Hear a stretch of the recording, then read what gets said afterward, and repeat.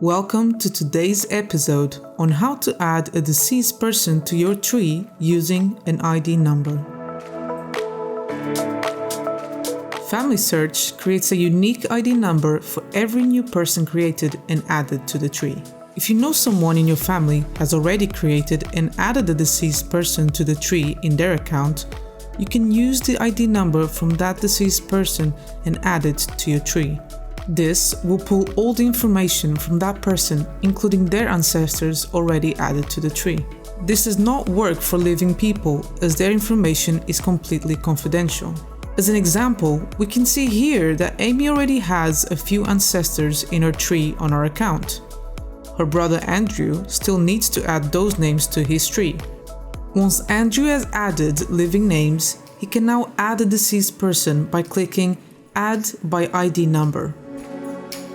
For example, Andrew can add his great-grandfather, Daniel James Parker, to his tree using the ID number in his sister's tree for Daniel James Parker. In this window, he would enter that same ID number and then click Next. The following window shows the possible matches. Because ID numbers are unique, you should only get one match. Verify the information and click Add Match.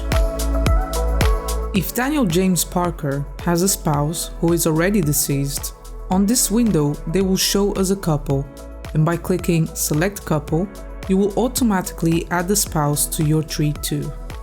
You can now see that by adding these deceased persons using the ID number, all the information and ancestors linked to these persons have been pulled to your tree.